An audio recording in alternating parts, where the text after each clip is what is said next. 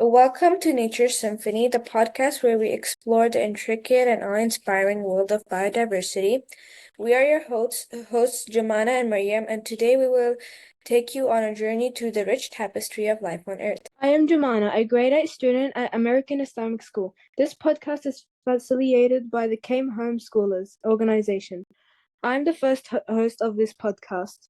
And I am Maryam, also from grade 8 at our American Islamic School. I am the second host of this podcast. We are also honored to have Miss Sayesha Dogra, a biodiversity expert who will talk about and answer our questions about biodiversity.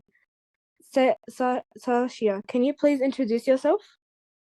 Hi guys, thanks a lot for having me. I am Sayesha Dogra, and I'm the founder of an organization called the Climate Party, where we bring together extreme diversity of climate professionals and stakeholders together to cross-pollinate ideas and solutions for climate action. And I also write a blog called Anti-Climatic, where I try to break down the complex science of climate change into memes, analogies, and anything but jargons, so that it's easy for people to understand. That's about me. Okay, great. Thank you so much for being here for this podcast. So let's just jump right into the questions we have for you. Firstly, Sure. can you define biodiversity in a way that's accessible to listeners who may not be familiar with the term? Sure. So, let's just expand the term biodiversity. It stands for biological diversity, which really means that biodiversity is anything but it's the collection of all living organisms from the tiniest to the biggest on the earth across flora and fauna. So, your microorganisms, which are not visible through the naked eye, to your tiniest of weeds, your plants, your large mammals, anything and everything which is living on the planet constitutes biodiversity. And their interactions are also a part of the term biodiversity. Okay, great. Okay, thank you so much. So, how do scientists measure biodiversity and why is it important to understand its different components? So I think before I go into, how scientists measure biodiversity, let's just, try to understand the kind of diversity we're looking at, right? Yeah. So, think about how many species exist on the earth. So the estimates or the projections say it's somewhere close to 9 million, but honestly, nobody really knows, because till date, scientists keep discovering new species every other and day. how the ocean isn't discovered most of it yet, so there are many rooms for Exactly. species. But till date, the about 1.2 million to 1.6 million of species have been scientifically catalogued, right? So that just tells you the vastness of how much we don't know yet, right? Now, but to be able to figure out how much diversity exists, there are different ways that scientists use. So largely these are sampling techniques and surveys where, your technology of doing that will range from, say, a simple handheld magnifying glass lens to using satellites for very complex images of, your forests, and going deep down in the to the level of, say, what kind of crops exist, what kind of animals exist. And the other way to do it is also sampling and sequencing of DNA in traces of soil, water, and snow. And there's another technique which uses sound to really understand.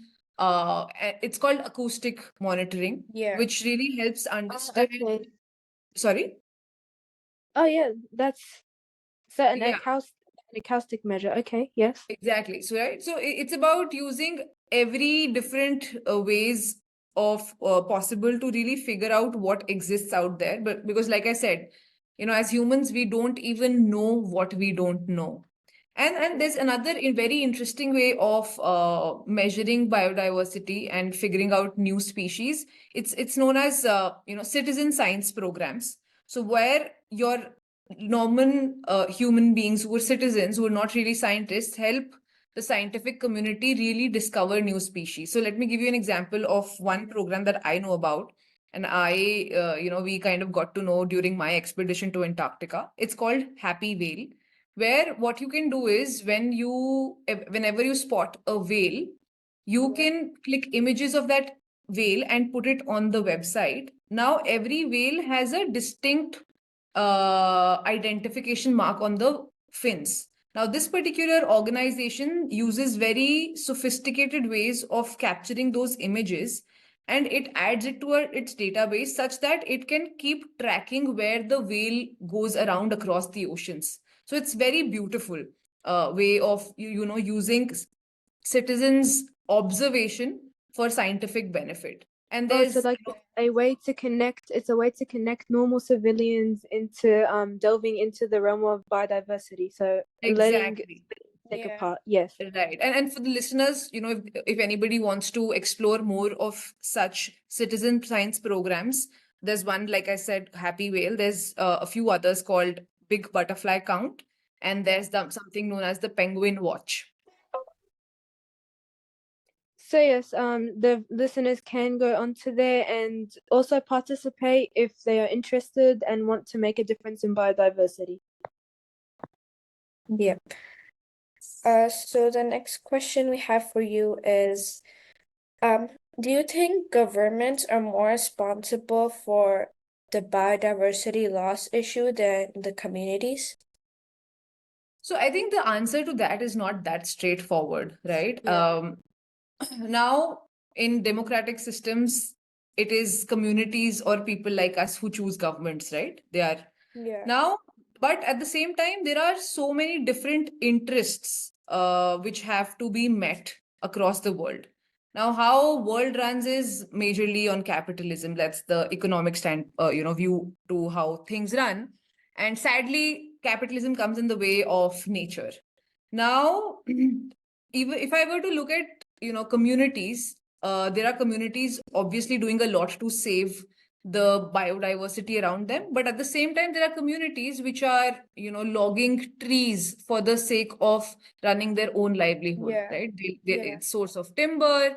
There's hunting happening, there's illegal trade of animals happening, right? So, and that's happening within communities. So there's no one particular faction you can really pinpoint, but largely, yes, what I understand from your question is, governments, because they create policies around the property or that, exists around us, they have a very large role to play, which means that they are highly responsible to make sure that all of this exists in harmony with our own coexistence. Yeah. Yes, okay. So moving on to the next question. What are the different levels of biodiversity? Genetic species and ecosystems. How do they interact with each other? Right. So as you mentioned, right, very broadly, different levels of biodiversity going from, the biggest to the largest to the smallest is, first you have an ecosystem diversity. Yeah. What does that really mean? It's about, different kinds of habitats in which different types of species coexist. So for example, there's tropical rainforests, there are deserts, there are mangrove swamps, there are alpine meadows, and there are polar caps, right? Now, these are ecosystems where very different kinds of plants and animals coexist. So that's one level of it. Then comes down, to going a little granular, we go down to the richness of species, the diversity in species. Species are, different types of animal and plants that we find around us, right? And some species are endemic species. For example, what I mean by endemic species is essentially they are found only in one particular area of the world. So, for example, there's this animal known as Arabian tar, which is endemic to the Hajar Mountains in the UAE and Oman, and it's not found anywhere else, right? Yeah. And Yes. right, and then coming, getting more granular, there is genetic diversity, which means the diversity of genes within the species. So one species has multiple types of genes, just like us humans, we have so many different types of genes just amongst our species. Exactly like that, a lot of other plants and animals also have a very wide variety of pool of genes that exist. And to your second question, how do they interact with each other? Now, these interactions are, I term them as something which is surreal. A lot of them we don't see ourselves. So let me just give you a few very interesting examples. So I was reading this book called The Hidden Life of Trees. Now, that book really tells you how trees in a forest speak to each other. How do they really talk to each other? Now, there are three large, the three primary ways where how trees talk to each other. They have, one is the root system, where they're all connected underground through their roots. Second is through the fungal systems within the forests. You have so many kinds of mushrooms growing. So it's a full network of fungi above the ground and below the ground, which kind of connects all these trees and other plants in the forest. And then there's scent. Now, a very interesting example. Trees talk to each other by releasing certain chemical compounds, which are essentially smells. So I was reading this example in one of the African, I think, savannas. A giraffe approaches a tree to eat its leaves. Now, that's a perceived threat to the tree. Now, what that particular species of tree does is it releases a chemical compound, which one repels the giraffe, and it also sends signals to trees around it of its own kind to really, tell them that there's a threat approaching. And then what happens is, as that being a stimulus, the trees of same kind around that particular tree also release that compound so that giraffes don't come even to them to eat those trees. So this is something which so interesting, right? And we honestly don't know about this. And so are symbiotic relationships also an interaction between these three different Of course, because there's exchange of nutrients, right? There's exchange of essentially there's life growing out of it. Anything which leads to generation of life or decomposition, it's an interaction. And just kind of talking or extending that idea, when I talk about fungal systems, right? When you see in a forest, there's a dead tree, which is, or any decaying matter, be it animals or plants, you'll see, fungus growing over it. Now, what it really does is the fungus grows over it to decompose the matter into very small particles, which go back in the soil as nutrients, right? So it's it's essentially a cycle. Decaying matter becomes nutrient for the trees to grow. It's essentially life, dead giving life to existing animals or plants. Right. And there's so many examples around it. Yes, and I find that very amazing that they can interact with each other to help each other to survive. Yes. Now moving on to the next question. Why is biodiversity considered essential for the resilience of ecosystems? So, just as we were talking about, how everything is so interdependent, right? So let me put it very simply. Just like us humans need family to survive and thrive, right, for our own well-being. And when you say, there's a very popular saying that it takes a village to raise a child. Right? So people around you, your community, make you resilient. They are your support system. Similarly, biodiversity in its wholeness is something like that, because everything is so interdependent to each other. As soon as one system fails within that whole web of interdependencies, things start going off in the whole connection. Oh yes. Now moving on to the next. In what ways has human civilization influenced biodiversity patterns globally? So I think talking about the larger picture here, as humans, of course, we have been a species who want to utilize resources to our best use. I see we've largely disrupted the whole biodiversity scene because of extracting a lot from nature and not focusing on regeneration enough, right? It's like a linear system where we're just taking out without giving back anything. And that's where the whole idea, the newly emerging idea of regenerative practices in agriculture, farming are now coming back into picture to really make sure that we're putting back as much as we're taking. Yeah. Okay, so like if we talk in a more broad picture, human civilization has caused the downfall of biodiversity. Is that correct? Like it hasn't exactly improved or at least kept the biodiversity patterns the same as Exactly. I before. mean, yeah, since we're talking about the larger picture, right? Mhm. Climate change is the biggest reason for biodiversity Yeah. loss happening right now. And like the global reason for climate change is largely human induced. So in that way, we have been the disruptors, right? Now in a more granular sense or at a more local level, you might have a lot of examples where local communities are doing a lot of work to conserve and protect forests. But but putting that whole picture together at a larger level, it's been extremely extractive. Yeah. Okay. Yes. So what are ecosystem services and how does biodiversity contribute to providing them? That's an interesting question. So now, for the listeners, I'll just help demystify what ecosystem services really are. So ecosystem services are nothing but nature's services to us in direct and indirect ways for our survival, our well-being, and a good quality of life. So what does this really mean?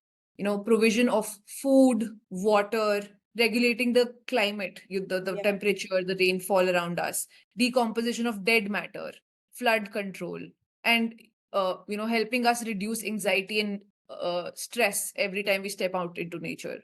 These are the services that the interconnectedness of biodiversity really provide us. Now, I'll give you a few more. I'll give you specific examples of this. Now, think of bees, right? Now, bees are the one of the top pollinators of for plants, which and pollination leads to reproduction of within plants, which results in bearing of fruits and food for us. Right? Now, what happens is if these bees were to vanish from the face of the earth, we will actually not have food to eat. And sadly, unfortunately, the population of bees is on a sharp decline. It's decreased. Right. So that's one part of it, how bees actually lead to provision of food for human beings, right? Similarly, there are peatlands which are known as carbon sinks. What they do is they are natural filters for water, and they absorb vast quantities of carbon dioxide from the air, right? Now, because so if you see, climate change has been caused by a massive buildup of carbon dioxide and other gases in the atmosphere. These peatlands are doing a great job of peatlands as well as oceans, which absorb so much carbon from the atmosphere, right? So that's if they were not going to be doing that, we would our temperatures would have been through the roof already by now, right? And similarly, if you see mangrove forests, the swamps, right, they help because they are in coastal areas, they help control floods. So every time if say the mangroves were to vanish, all the rising levels of sea and water would come in ways to where people live. But these massive mangrove forests kind of create that barrier for the water to for water to not go past them and not create a havoc for people living in coastal areas. And similarly, as we were talking about, fungal systems, which help in decomposing, decaying matter. Yeah. So these are just a few examples, but largely there's so much happening, like I said, which we can't even see with our own naked eyes. Yeah. Yes. Now, getting more into more specific details about ecosystem services, can you give examples of specific ecosystem services that directly benefit human well-being? Yeah, so for example, I mean the example for bees that I gave, right? That's Yeah. a direct benefit to us. If there are no bees, we won't have food, right? While there are obviously a lot of other pollinators as well, but bees are one of the major pollinators available. There are butterflies, etc. But honestly, all examples that I gave you are direct benefits to humans, be it in terms of flood control or provision of food, capturing carbon dioxide so that temperatures don't go beyond a certain level, right? So these are all examples of us benefiting directly Yeah. from them. Yes, Moving okay.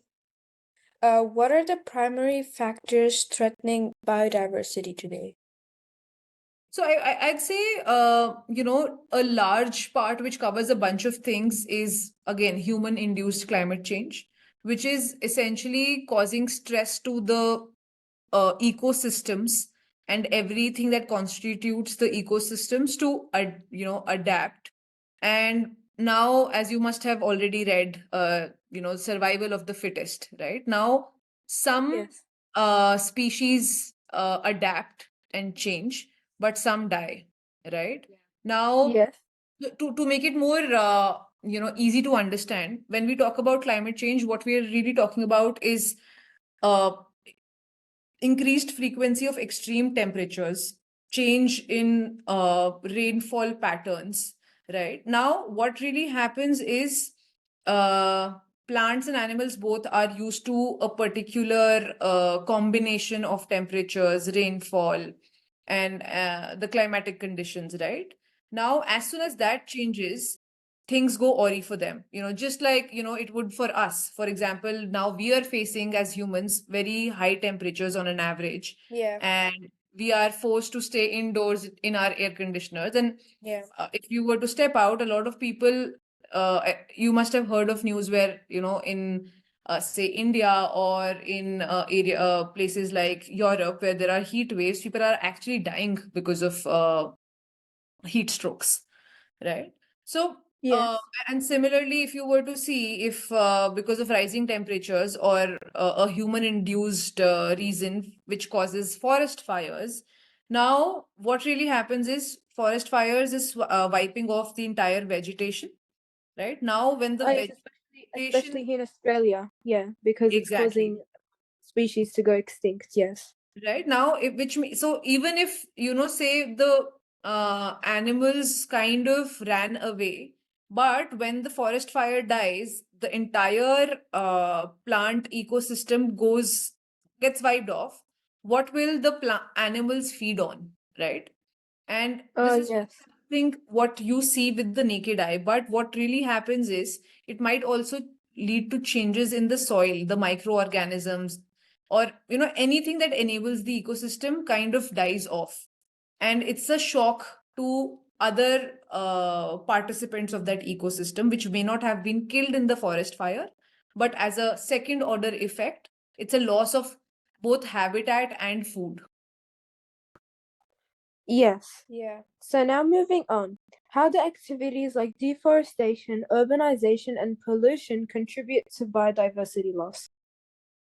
Great. So, extending the example of bees, I think that's a very nice way to understand how each of these things lead to biodiversity loss, right? So, Yeah. and the blog that I mentioned that I write called Anticlimatic, I had Yeah. actually covered the whole idea of, wiping out of bees from the face of Earth, what it will actually lead to. So, now what happens is when how do bees thrive, right? Now bees cannot stand extreme temperatures. If it's too Yeah. hot, they'll die. If it's too cold, they will die, right? But and they, as we discussed, they're super important for our food systems to stay intact. right? Now, what is really happening is because of fluctuation in temperature, because of climate change, bees are dying fast, right? And Yeah. secondly, for bees which exist, now what happens is because of pollution and urbanization, what really is happening, there's okay, so before I talk about that, how do bees really find out or figure out their way in their ecosystems? How do they navigate, right? So Yes. they use scents of plants and flowers Yeah. to really figure out where they have to go. But what happens is because of different kinds of pollution that humans have created, the pollution disrupts their GPS systems essentially. Because of that pollution, there's a barrier in their sense of smell, and their navigation gets in a way cut, and they're extremely lost.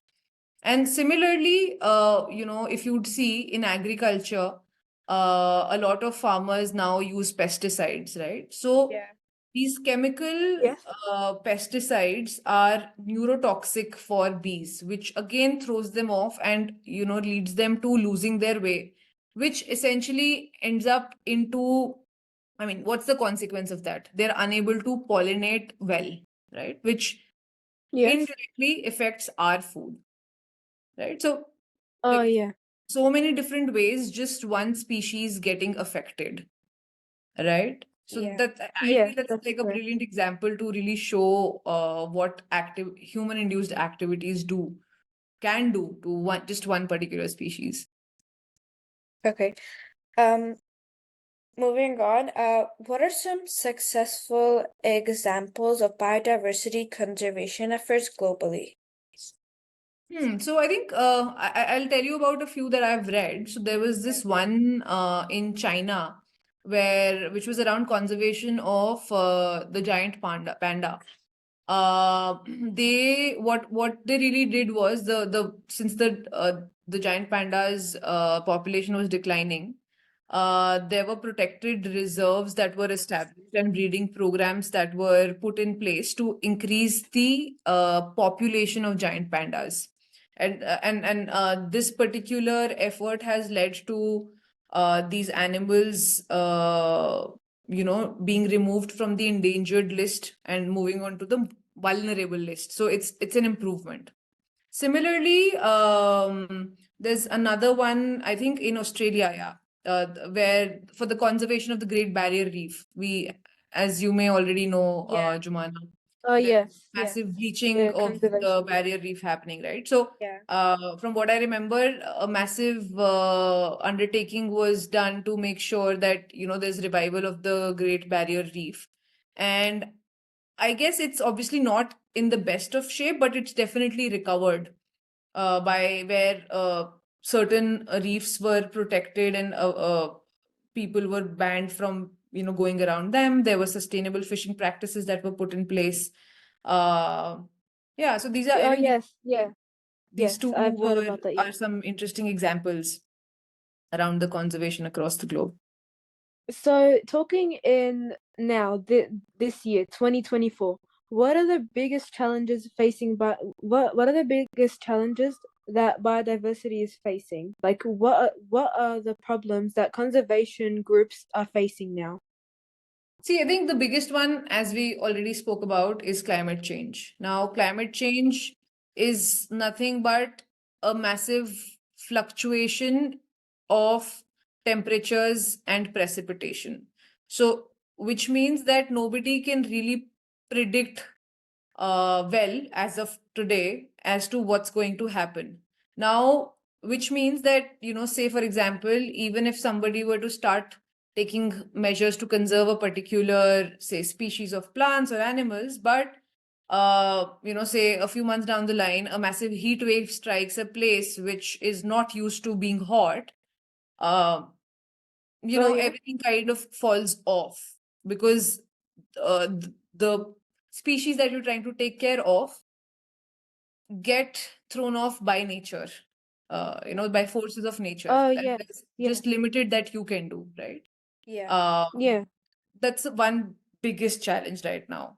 Then, from a human perspective, a direct human cause is, I think, something which is continues to thrive is illegal wildlife trading, right? Where people are, say, trading for ivory. They are trading elephant tusks, and which leads to harming the animals, and in a lot of cases, in their death. And then a lot of different species being killed for their skin, because very expensive leather is made out of that. So that's one way to look at it. And then then there's also an interesting challenge which is not spoken about as much, is invasive species. Now, invasive species, let me give you an example. So there is this plant known as Lantana camara, which is a very beautiful looking flower, right? Now, but what really it actually is, it's an invasive species of plants, and I think it's in the top 10 invasive species list. So not top 10, top 100 invasive species list of IUCN. Now, what really happens is, wherever it gets introduced, be it by mistake, or or somebody's actually introduced them in a particular area, it widely spreads and takes up all the resources, nutrients, water from the existing plants in the area, which means that if they're taking up all the nutrients from the soil, not enough is available for the existing biodiversity in that particular area. And since you were in Australia, Joumana, I'm not unable to recall the name of that particular flower. But there's this one particular flower in New Zealand, which you will see in a lot of very beautiful pictures of New Zealand, but that also is an invasive species. And then what happens is, if these invasive species get introduced in water bodies, they which are say source of fresh water for a lot of people, it actually ends up reducing that resource availability for humans, because these plants spread like wildfire and are consuming all that water, and they clog all the waterways. Okay, you can continue. Okay, so yeah, so I was talking about invasive species, right? So that's an interesting way, but I think apart from climate change, the biggest challenge is lack of alignment of incentives within, or rather among different stakeholders, right? Because there is one set of people who are looking to make enough profits, very capitalistic view, and without without giving any consideration to the environment or biodiversity at large, right? And then which with this misalignment of incentives leads to lack of funds for making conservation happen, and also translates in a lot of places into lack of political will to get a lot of policies in place. Yes. So now, moving forward, what innovations or approaches show promise in mitigating biodiversity loss? Or in a more simpler way, into the future, what new plans or approaches are actually going to make a difference for the future whenever it comes to biodiversity loss? Right. So, I'll talk from two perspectives. One is, say, the technology perspective. Now, since we were talking about how biodiversity is really measured by scientists, right? And we talked about the idea or the methods of using satellite imagery, right? So that is one big emerging way where a lot of data is being continuously collected, and monitoring systems are being put in place whereby satellites continue to process and monitor existing forests to ensure that there is no logging activity happening, as to It can automatically detect and alarm authorities around if somebody is trying to, cut down trees, or Yes. say, or say, if there is some event that has happened which has led to a forest fire, So what really happens is, with this technology, a lot of prediction and forecasting is also happening, which can help communities figure out what are the certain things which should be avoided to ensure a healthy, survival and, thriving, happy forests. So Yeah. that's a one big way to Yeah. look at, technology progress that's happening, right? And then second, have you guys heard about carbon credits? Yeah. Right? Yes. So now Yeah. what is happening? So for people who may not know about carbon credits, to put it really simplistically, what it really means is that, say, a company which has pledged to reduce their carbon emissions, what they can do is, like, one way is to reduce their own carbon emissions, and one way is to net it off by buying carbon credits from people who are helping either create a new forest or saving endangered forests, right? So it's essentially, they pay somebody to do good to able to net off their emissions. Right now, what is happening is, because a lot of carbon credits emerge from a lot of forest conservation efforts as well as afforestation efforts, that is a good incentive for both local communities and people in the middle who want to make money to actually preserve forests and the local flora fauna, to be able to generate very high quality carbon credits which can then be sold for a higher price to the big companies, right? So that is a system where you can align incentives of a lot of people involved in the whole, when we talk about climate stakeholders, there's so many people involved, right? Right from the people who live, which are the Yes. communities, Yes. and then the government, and then people involved in selling these carbon credits. So here it's about protecting both nature as well as livelihoods.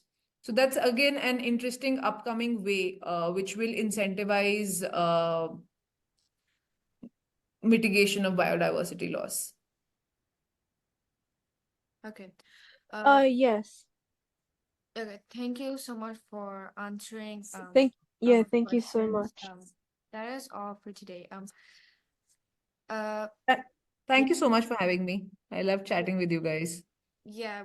Yes, I learned thank a you so lot much. about You've biodiversity. given so much good information, and I hope that the listeners benefit from this and Yeah. maybe get inspired to at least make a change in biodiversity and be encouraged to make an act and Yeah. try to stop this loss. Yeah. So that is all. So I hope you enjoyed being here with us and recording this podcast with us. Thank you so much. Thanks a lot. Thanks a Thank you lot. so much. Let me know. I mean, I'll be more than happy to also get feedback as to, how, if whether your fellow classmates understood, Yeah. how many people listen to it, if they have any follow-on questions. Um, and you can also forward them the link to the blog I write. I think they will enjoy reading it because I try to kind of put it in very simple words. Yeah, make sure to do that. All right. Thank you so much. Thank you so much for listening to our podcast. We hope you found it enjoyable and beneficial to listen to. Stay tuned for more episodes from our podcast and make sure to follow our YouTube, Instagram, and Spotify accounts. The links to our socials will be in the description. And make sure to check out Sayesha's blog, Anticlimatic. The link will also be in the description. Thank you so much for Cave Homeschoolers for facilitating this episode. Anyway, that's all, guys. Thank you for listening to our podcast. See you in the next one.